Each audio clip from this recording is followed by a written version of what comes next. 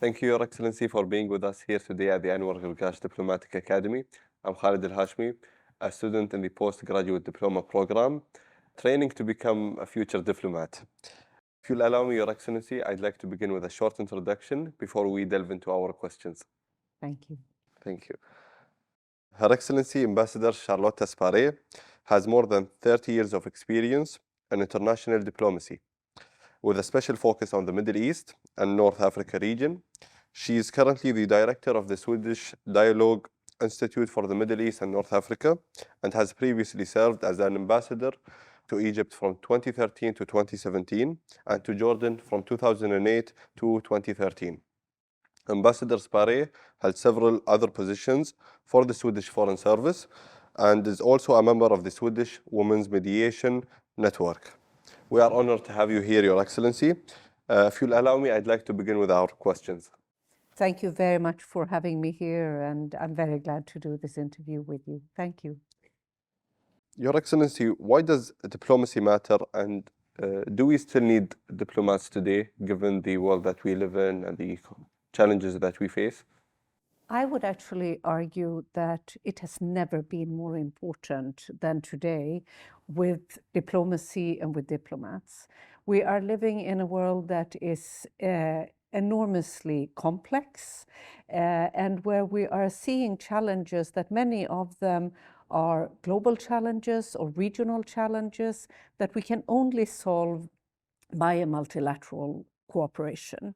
These challenges, many of them are transboundary by nature, and it is only if we better can understand each other, our different interests, our different perspectives, and together work for finding solution around the problems and building bridges for a future that is better for all of us. So yes, diplomacy is still needed and maybe more needed today than ever. Thank you so much. Your Excellency, what are the most significant ways that tomorrow's diplomats need to differ from today's diplomats? First of all, I think that the old skills of diplomacy, when it comes to negotiations, when it comes to analysis, when it comes to creating contacts and interpersonal relations, all of that remains important. It has always been important. Language, another element that is key. Words really matter in diplomacy. So that remains. But in addition to that, we are also living in a world where it is not only state-to-state contacts that matter, but we have so many different actors that are there to deal with the different global challenges that we are facing, be it the private sector, be it civil society actors, be it think tanks.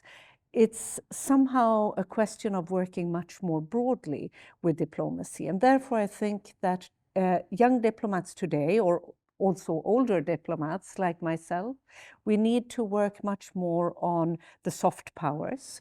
We need to work on public diplomacy, but we also need to cooperate with experts in different fields, such as on climate, on energy, on water, on trade issues, and to work in different ways to uphold the global system, the multilateral agreements that we have committed to, and to see how we together can create a more just world. Thank you so much. Your Excellency, if you may list for us, let's say, 3 most important skills or characteristics of a good diplomat, and which ones, in your opinion, do they most commonly lack?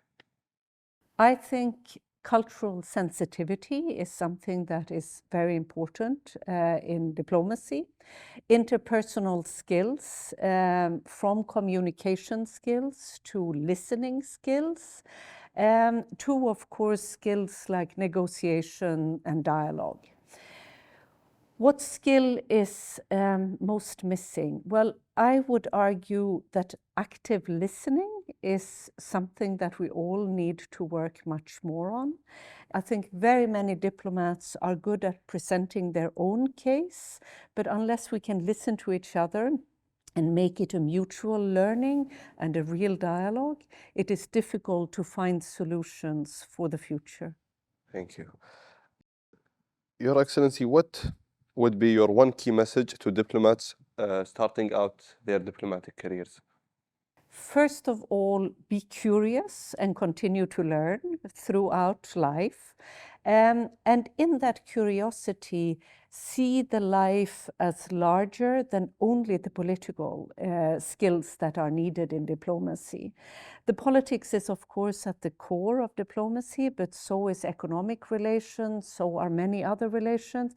And the interpersonal relations and the cultural understanding that I mentioned earlier, I think is absolutely key. So the advice that I usually give to young diplomats in our service is don't only read the history books and the political books about the country that you are going to or the region that you are working with, but also watch the movies, watch the TV series, read the books that come from that region, listen to the music, because that will make you much better understand who your partners in different parts of the world are. I totally agree with you. Your Excellency, can you share with us an example of a successful diplomatic initiative that you have witnessed and tell us what, in your view, made it so effective? So I would actually like to share two thoughts with you on this matter. The first is very early in my career, I had the opportunity to work with one of our senior ambassadors in the preparation of what became the Barcelona Declaration and the Barcelona process. So EU's collaboration and cooperation with the countries in the southern Mediterranean. It was at that time the first almost of its kind, with deepening a partnership on political, economic, social, and cultural matters between two neighboring regions. And I think it was the first time that we together sat around a table to develop an agenda that was of mutual interest. This is a collaboration that then has continued, and I'm very, very glad to see over the last few years that the European Union also has expanded and extended its relationship and deepened the collaboration with the Gulf region in a similar way. This is absolutely key and would be, so to say, the one example. And what was important was precisely the mutual learning process in this. But I would also like to highlight that it's not only the big event, the big declarations that are important, but it's really the everyday work that we are doing. I was serving for 5 years in Brussels and was sitting with my EU colleagues every day almost in different negotiations, crafting a policy on all kinds of issues. That daily work is really, really important. But also for a diplomat, whether we are serving in our capital or if we are serving out on a post, to not only speak to people when we need something from them. Diplomacy is not only for me to go with you when my government has asked me to present an idea or to present a Swedish issue. It's also to entertain and to develop those personal relationships that I mentioned earlier throughout. So to go to a foreign ministry and to try to understand what are the interests of that country, that will then open the door for when I need to knock on it and to tell about an issue that is of concern for us. So I think effective diplomacy is really building on in an everyday work life, contacts and relationships that then come in handy when we are in a sharp situation of negotiations. Interesting, Your Excellency. Your Excellency, last but not least, as the director of the Swedish Dialogue Institute for the MENA region, can you tell us more about why such entities are important, especially in the context of the Arab world? So the Swedish Dialogue Institute for the Middle East and North Africa is a government agency under the Foreign Ministry, and we have a regional mandate to complement and to work very closely with our different embassies around the region, and of course with the Foreign Ministry, and not least with partners in the MENA region to develop the broader understanding. And as I mentioned earlier, many of the issues that we are facing, be it in the area of peace and security, on sustainable development, or when it comes to inclusive participation, and not least when it comes to gender equality, when it comes to different generations being around the table, or bringing different stakeholders from different walks of life together, all of that is really, really crucial.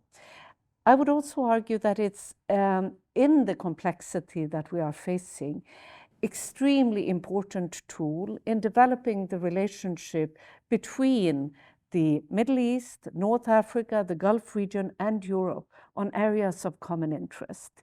Be they again around climate change, be them on women's participation, be them on youth participation, youth peace and security, women, peace and security, or be they on any other matters that are of mutual interest. So I really believe that we have an added value as long as we work respectfully and constructively in partnership with different other organizations in seeing how we in different ways can advance the agenda.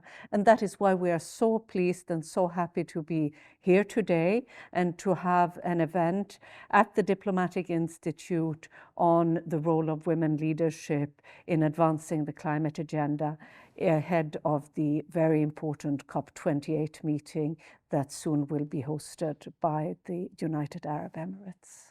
Thank you, Your Excellency, for your time and insights. We look forward to welcoming you here again at the Academy. Thank you so much. Thank you very much. I'm very pleased to be here.